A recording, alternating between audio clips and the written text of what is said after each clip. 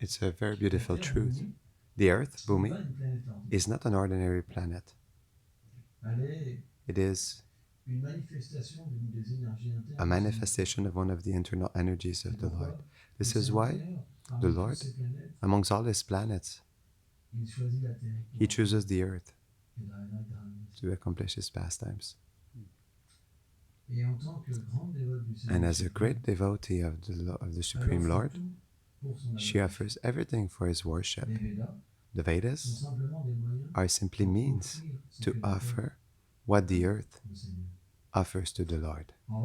But when we take these riches for ourselves, what happens? There's a disharmony that creates itself. And from there appear consequences, action, reactions, sickness, famine, all kinds of calamities. And more, the earth, desires appear in the hearts of people on the earth. This is why the urgency to have a pure king, devotee of the Lord, is important. For example, in medieval times, there were kings, but the king was not pious. So we kept this standard with a king who was a rascal. People were suffering. And automatically, we had to abolish that, the system, which appears in Kali Yuga as a caste system. And people are naturally, they want revolution. That's normal, because in Vedic times, the king was so pure that all living beings were Vaishnavas finally. They were satisfied in themselves. And this is what is very wonderful. When someone gives you what you want, you love him, you want him to stay. You understand? This is the power of devotional service. That's why Prabhupada, he put a lot of emphasis on Varnashram Dharma, etc. We think, how is that possible in this age? It is possible. One day, Ganga approached Krishna personally, and she said, Lord, I know you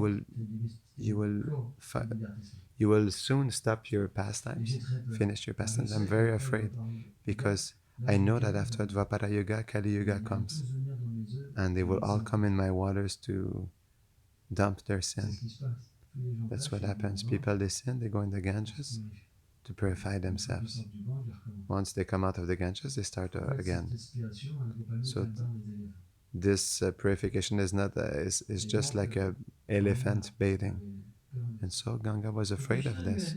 But Krishna told her, don't worry. I will come back, establish the Sankirtan movement. And in this age of Kali, for 10,000 years, there will be a golden age. And at the end of this golden age,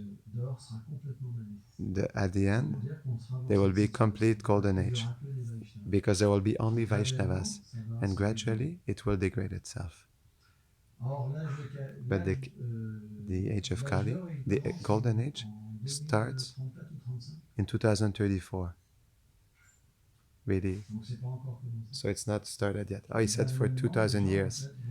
After 2,000 years, then it will come. People will accept more elevated philosophical principles. For example, Chaitanya Mahaprabhu did not come to preach a religion, but to explain who is the Supreme Lord, what is his form, his name, what are his pastimes, and how to attain him, no matter through which scriptures. For example, we know that Chaitanya Mahaprabhu, he met Muslims. It's not that he told them abandon Islam. He explained to Chankazi what was in the Quran. In the same way, when Chaitanya Mahaprabhu, he came into meeting a great Muslim saint. He said, the problem is that you're not qualified people to understand the Quran. You only have people who have qualification in fruitive activity and who are eligible for paradise or for liberation. But Chaitanya Mahaprabhu was explaining that in the Quran, Krishna is revealed. It's interesting. And we see, for example, when we study the scriptures of Jesus Christ and when we're Vaishnava, we understand the scriptures of Jesus, we see it as pure devotion. Whereas a Christian will want to go back to paradise. It's the same thing. It's just a question of consciousness. When the object of love is there, you see that the object of love is revealed. When the object of love is not there and there's a desire to get freed from suffering, then we see other things. We want to go back into material pleasure. It's logic. So Chaitanya Mahaprabhu, it did not come to reveal a religion. It came to reveal the Sanatana Dharma, love of God. Most elevated feelings in Vrindavan. But when he was on the planet, Chaitanya Mahaprabhu manifested great pastimes. For example, in the Mahaprakash Lila, it's a very famous pastime. Usually Chaitanya was going in the house of Srivas, and he always had the mood of a devotee. They were all in ecstasy. It was a particular ecstasy. They say that the associates of the Lord, they were levitating in the air, and they were changing forms. They were taking their forms in Vrindavan. They're eternal associates. So it's particular. It is explained. The rivers of tears were flowing from their eyes. But this was private, in a small, restrained circle. Mahaprabhu, there was Shivas, there was a milk seller, or there was a Brahmana who was taking milk, only milk, and he told Shivas Thakur, please, I never sin. Please, I want to see the kirtan of Mahaprabhu. And so Shivas said, please stay hidden, so you can see the kirtan. If Chaitanya Mahaprabhu comes with his associates and he starts dancing, no, Chaitanya Mahaprabhu was dancing with his associate, and he said, Shivas, there's an intruder in the... And he came out, and Shivas, he said, oh, Prabhu, this is a great devotee, he only drinks milk. And Mahaprabhu, he says, you think we can get me only by drinking milk? He asked him to leave, because he could not. Because what happens is when a Vaishnava expresses his feelings, if someone cannot understand them, so these feelings cannot manifest themselves, cannot come out of him. You understand? It's just like, for example, you start speaking about something intimate and you see, we're with someone who doesn't understand it. So in the same way, when the Lord Chaitanya Mahaprabhu was chanting and dancing at the beginning, in a private space, he only wanted his eternal associates, qualified people. And then Chaitanya Mahaprabhu, he had a different mood. He started to look at his devotees just like a king. And now they all understood. They started to look at him with reverence. Then he sat on the throne of Vishnu and he started to say, chant, do Abhishek, chant the names of God. And then the demigods came. So many people came to bring pots to start bathing the Supreme Lord. And all started to bathe and chant. There was a great ceremony where the Lord was given fire sacrifice, new dresses, santal. And after, they started to feed him. And quantities of food. There were mountains of food. And the Lord was eating everything. Mountains and mountains and mountains. There were thousands and thousands and thousands of people. And one point, the Lord, he started to speak to certain devotees. Shivas, he said, Shivas, do you remember when you were hearing Srimad Bhagavatam, the so-called scholar who was an impersonalist, You had symptoms of ecstasy when you heard from him. After, when you went home, you were extremely unhappy because you were feeling Vaikuntha in your heart. Do you remember Shivas? And Shivas, when he heard this, he became unconscious. He was crying and crying. And after he said, and you? Do you remember when your family, you were pursued by a Muslim and you went on the side of the shore of the Ganges and there were no boatmen and you said, if nobody comes to pick me up, I will drown myself with my family. I came from Vaikuntha on a boat to give you shelter. Do you remember? So he started to tell all these things, how he was serving his devotees, how he was saving his devotees. And after he said, go get a Shridhar. At this moment, he's chanting, he's calling me, he cries. He chants all night long, every day. Shridhar was never sleeping. Instead of sleeping, he was screaming, shouting the names of the Supreme Lord. And what happens is that the atheists who were around him, they could not sleep. Shridhar was very poor. He said, look, he's hungry. That's why he screams like that. These crazy Vaishnavas, instead of being hungry, they pray their Lord. They don't let us sleep. There's everything in pure devotees, so many feelings. So when they came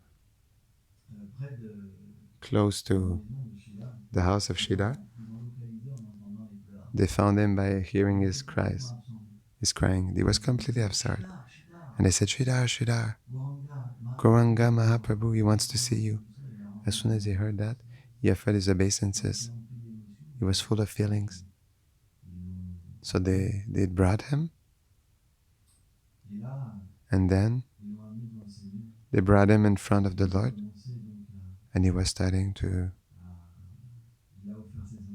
He offered his obeisances and the Lord told him, do you remember Shridhar? This is the story of Shridhar. So the Lord, when he was younger, he loved to go tease Shridhar. Shridhar was a banana seller. He was selling bananas, banana leaves, banana flowers to eat. And he was really poor because 50% of what he was receiving, he offered it for the worship of the Ganges. And in Chaitanya Bhagavat, they said that this is a true Vaishnava. They don't take anything for themselves. Their life becomes pure. And Chaitanya Mahaprabhu, he was screaming. Because Shridhar was really right. When he decided something, he never went back. Because he wanted the just price. Others were more expensive, but Shridhar was the perfect price. And he was always giving the perfect price, not cheating. But Mahaprabhu, because he was younger, he was taking all kinds of things and he was arguing for 2 hours with him, 2 hours every day. He wanted half. And Shridhar said, no, I cannot give you this. This is the just price. You're just a thief. You're full of wealth. Look, you give 50% to the Ganges. You should give a donation for me. I am the origin of the Ganges. And Shridhar was keeping his ear shut and he said, Vishnu, Vishnu, blasphemy, blasphemy. But Brahma Prabhu was so beautiful that his face, he was taking the heart of Shridhar. Shridhar could not do anything, he was giving him everything. Every day he was coming to tease him again.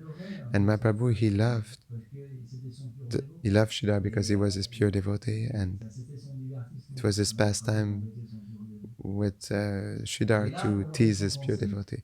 So to reward him, Chaitanya Mahaprabhu gave him a vision of Mahaprabhu manifesting himself as Krishna with Balaram, with all the cows. And he had a vision like this. He fell unconscious on the ground. And after Mahaprabhu said, Shridhar, offer me prayers. And Shida said, I cannot, I'm an abominable living entity. And then the goddess of learning herself entered into the mind and the heart of Shidar, and he was able to express poems, glorification, extraordinary glorifications to Chaitanya Mahaprabhu. It's very interesting because when we read these glorifications of the pure devotees, they seem full of opulences because they speak, they are the Lord of creation. But it is really extraordinary because we can see that although all of the Mahaprabhu's devotees had such sweet feelings and so infused with sweetness toward the Supreme Lord, when he was glorifying him, he, he was glorifying through that opulence. And when we chant and we hear these verses, we say, wow, it's extraordinary. This Lord is so merciful. He transcends everything. He gives to everyone what he needs. But still, at the same time, he's giving himself. He gives his heart for the devotee. So we should have this opportunity to glorify. Because when devotees like Sridhar explain the opulence of the Lord, it is in that sweetness. He is the Supreme Lord, but he gives himself. Although he creates all the universes, he gives himself to me. He comes to steal my bananas. This is incredible, no? So it is through there. From there, the meditation becomes completely extraordinary because we realize how much love changes the nature of the Lord. It means that although he is the origin of all, he wants to be dependent to his devotee. And this is extraordinary. That's why stories on Chaitanya Mahaprabhu, they're very sweet because we can hear them and we can realize them very easily. Because Chaitanya Mahaprabhu did not come to give justice. He came to give mercy. That's why we must worship Chaitanya Mahaprabhu. It is something that is very important. And also this pastime with Sridhar shows us that it's not to wealthy people that Krishna gives himself. It's not to scholars, but it's to those who have love. And this is why it is really interesting. Because the Lord puts his devotees in particular situations. Sridhar was so poor. He had clothes that were falling apart. But still, the Lord himself came every day to see him. And the Lord said, now Sridhar is calling me. When we chant with sincerity, Krishna hears us. He knows we're calling him. Don't think it's not true. If we have the experience of Krishna, we can understand this. If we don't, it's difficult. We doubt. But those who doubt, what do they get? They get only misery. It's always the same thing in this world. Prahlad Maharaj said it's just like vomiting and eating your own vomit. Because we're forced to do always the same thing over again. It's always the same thing. The material conditioning, we cannot get out of it. We eat, we reproduce, we defend ourselves, and we sleep. We cannot do anything else. That's why when Krishna comes into this world, he gives us the opportunity to chant his names, to dance for him, to dress him, to feed him, to offer him prayers. And this can get us out of our condition, can bring us a special taste. Every day is a festival. We just need the flowers on the altar and they appear. Every day I see a festival. I see so many decorated things on the altar. It's so wonderful. We just need to be like children and dance and be happy. They don't have the possibility in the material world to do this, to always dance, chant. We have to be a child. We have to be a friend. We have to worry for them. We have so much suffering and pain all the time. People are never like we want. But as soon as we dance, there's joy. And when there's joy, when Krishna comes into our heart, we feel who we are. And we feel loved, understood. It's so simple. This is why Mahaprabhu gave such an easy method. He was dancing, Mahaprabhu. He was eating. He was chanting. When when he sent Nityan and Haridas Thakur, they only said, chant Krishna, worship Krishna, learn about Krishna. Simply tell them. As soon as someone tells you, this is Prabhupada's mood. Why devotees, they were going to preach everywhere? Because it's the order of Mahaprabhu. Why we don't do it? Because we don't have faith. For example, when you go do your painting class, when you see people, what you tell them? We are afraid because we are afraid of being like a sect, or we are afraid. We do not have faith. We're not invested with power. But Prabhupada, when he distributed his magazine Back to Godhead, he came to see every person without discrimination. Because he was a Vaishnava. A Vaishnava, he has compassion, he wants to help. This is why a temple, what is a temple? It's the place where knowledge, love of God are coming. And it must be distributed. This is our mission, is to make people happy. If you're not happy and you sleep all the time, you depress, how will people believe? Take the process, take the medicine. Try to dance, you'll see. You'll be happy. It is explained, Rupa Goswami says, as soon as we raise our arms, the sin goes away. When we clap our hands, sins, just like birds, it goes away. We just have to try. You move a little bit and you'll see, you'll feel more light. 2 kgs left, 3, 4, 5, 10. And after we can start to dance and chant. It's true. I know what it is to have more kgs extra. But kgs are one thing. But kgs of sin, it's even worse. So when we're taken by wrong consciousness, wrong activities, we have no taste. We have taste where it's not allowed, and where it's needed to be, we don't. It is the opposite. I remember in my youth, I spent lots of my youth by being happy of the unhappiness of others. I was laughing about the suffering of others.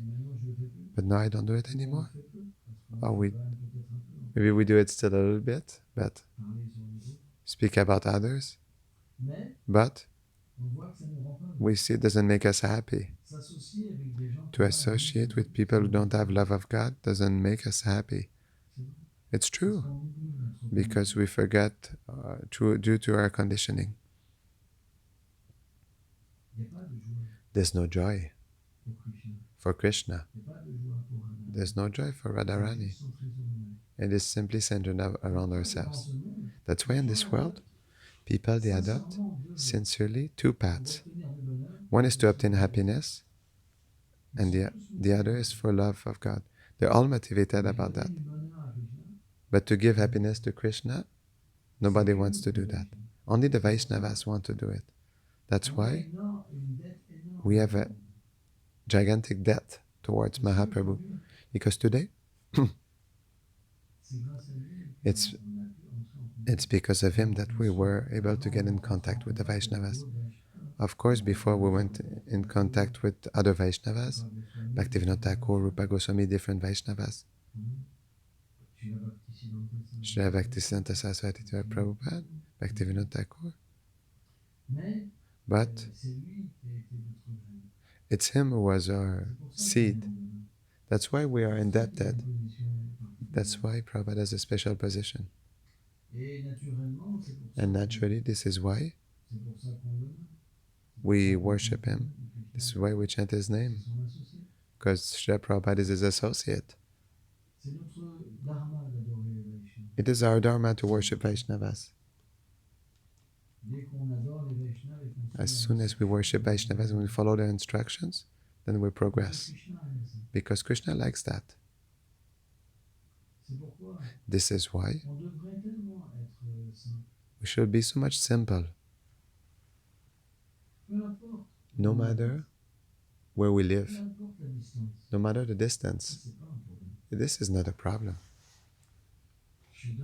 Sridhar, he was not living in the temple, he was chanting in his home. No, it's understood, no? But he was interconnected with all the other Vaishnavas and the Supreme Lord. We're in a great family. It's important. And this family, we must pray deeply. I think about living beings living outside. I pray because prayer is very important. We must pray for our brothers. It's very important. And we will feel that we're not alone. And even if you're alone, you can think about so many Vaishnavas. Even when you chant alone, you can have so much mercy. Have you never have thought to invite Vaishnavas in your mind? It's very ecstatic.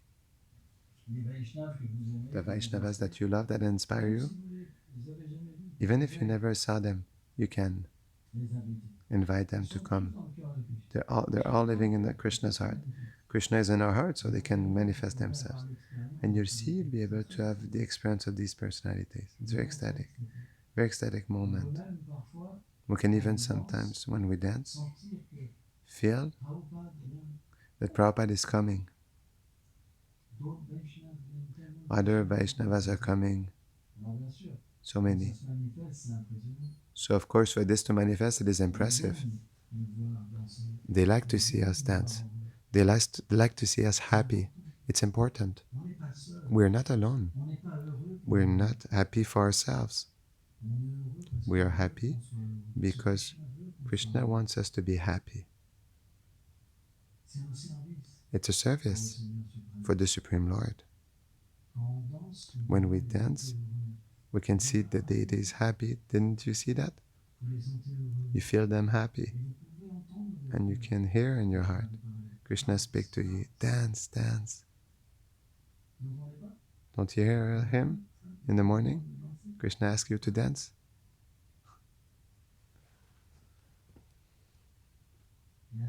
But at this moment, ecstasy comes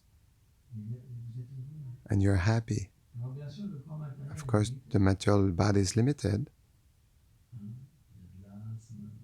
There's asthma, after there are cramps, we stop dancing, all kinds of things.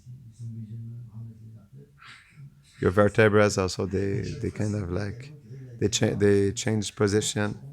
Every time you need like a machine to place back everything. And as soon as music starts over, then the vertebrae, they align themselves. But what are we going to do? What are we going to do? We'll stay sitting like zucchinis in front of the deities. This is not a transcendental world. The transcendental world is joy. It's not rituals. You understand? So maybe it's not that everyone will like this. They'll say, oh, they're crazy. They scream. Imagine 100 persons screaming. Once someone who doesn't understand, you say, wow, these are crazy. These people are crazy. Because when we're in ecstasy, we don't feel the amplitude of sound, the intensity of sound. But the more it's strong when you're in ecstasy, the more it's intense, the more it takes you. But if you take out the ecstasy and you come like this, as a spectator, you say, wow, my God, this is hard on my ears. It's true. But this is why we must have a method to keep us happy. We cannot invent this process. I remember that at one time I put a kind of a special mood.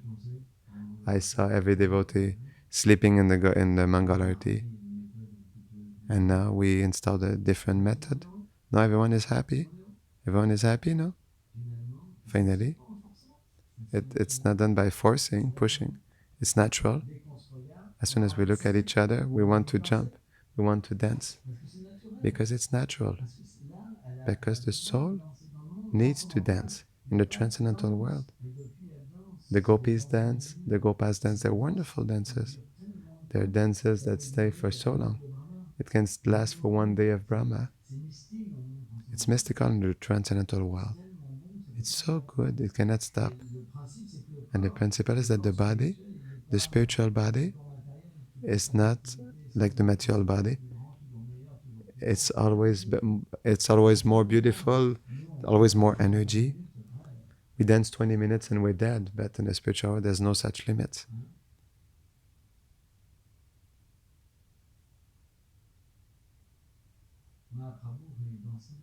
Mahaprabhu, when he was dancing,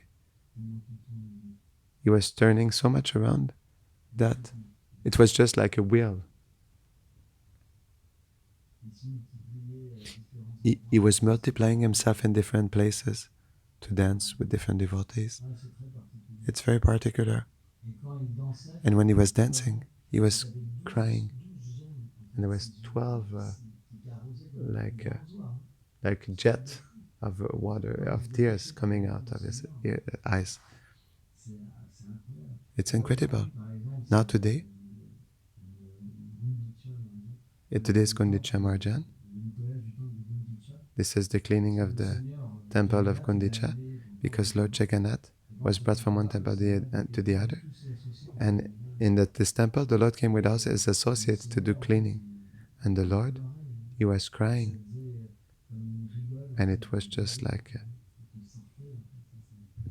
a festival of tears and love. So beautiful. And the Lord, according to the mountain of dust that the devotee recuperated, the Lord said he had better devotion than the other. He was glorifying according to the pack of the mountain of dust that was in front of each devotee. Because before, if my memory is good, I don't know if it's that at that moment, but at one point, one devotee, Mahaprabhu, washed his feet. No, one devotee washed Mahaprabhu's feet, and he was drinking the water from his feet. And he said, now I fulfill your desire, now stop. Jai Gaura Premanande.